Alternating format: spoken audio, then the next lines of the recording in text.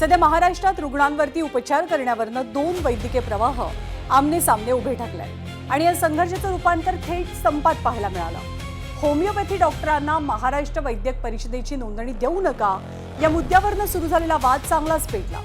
निवासी डॉक्टरांच्या संपाचं प्रकरण थेट न्यायालयात गेलं आणि न्यायालयानं संपावरती गेलेल्या माड संघटनेला चांगलंच सुनावलं।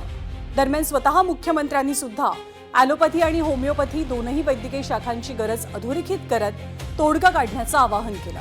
त्यानंतर संध्याकाळी निवासी डॉक्टरांनी आपला संप मागे घेतला, पण या संघर्षाचा फटका काही ठिकाणी थेट रुग्णांना बसला। हा सगळा वाद सुरू झालाय तो बेसिकली होमिओपॅथी डॉक्टरांना महाराष्ट्र वैद्यक परिषदेची नोंदणी देण्याच्या सरकारच्या निर्णयावरनं। CCMP हा अभ्यासक्रमच या सगळ्या वादाच्या मुळाशी आहे। हा अभ्यासक्रम नेमका काय असतो हे आपण जाणून घेऊया।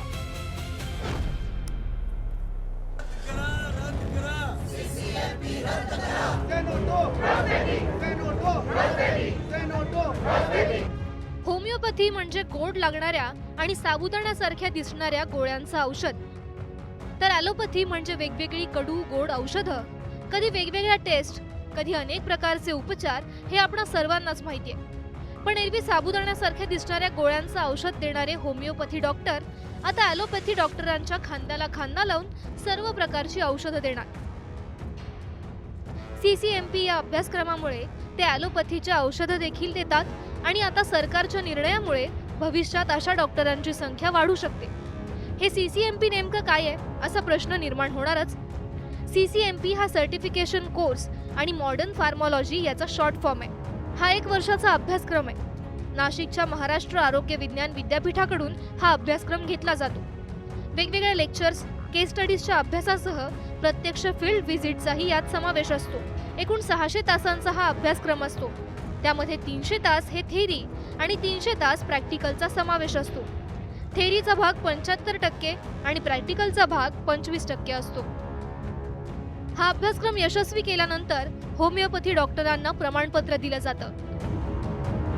त्या आधारे ते रुग्णांना ॲलोपॅथीची औषधं देऊ शकतात। आता अशा डॉक्टरांना सरकार महाराष्ट्र वैद्यक परिषदेची नोंदणी देत आहे, पण त्याला ॲलोपॅथी डॉक्टरांचा विरोध आहे। जीवापाड मेहनत करून ही मुलं मार्क मिळवतात आणि त्यानंतर ह्या मुलांना MBBSला ॲडमिशन मिळते। पण कमी मार्क असेल तर होमिओपॅथीला ॲडमिशन मिळू शकते। म्हणजे एका दृष्टीने असं आहे की तुम्ही कमी मार्क पडले तरी होमिओपॅथी करा आणि बॅकडोर MBBSला एंट्री घ्या, अशा पद्धतीचा हा अर्थ होतो आणि त्यामुळं इंडियन मेडिकल असोसिएशनचा याला विरोध आहे। होमिओपॅथी डॉक्टरांकडून ॲलोपॅथीचं औषधं देणं नवीन नाही, ही प्रॅक्टिस अनेक ठिकाणी सुरू आहे। त्यासाठी महाराष्ट्र सरकारनं 2015 मध्ये CCMP अभ्यासक्रम सुरू केला। त्याद्वारे त्यांनी फक्त सामान्य आजाराची औषधं देणं अपेक्षित आहे। तसं असलं तरी ॲलोपॅथी डॉक्टरांचा या CCMPला विरोध नाही। त्यांचा विरोध महाराष्ट्र वैद्यक परिषदेत नोंदणी देण्याला आहे। ब्युरो रिपोर्ट, ABP माझा। तर दोन्ही पॅथींमधल्या संघर्षावरनं सुरू झालेला संप अखेरीस संपलाय आणि रुग्णांना दिलासा मिळालाय, हे सर्वात महत्त्वाचं।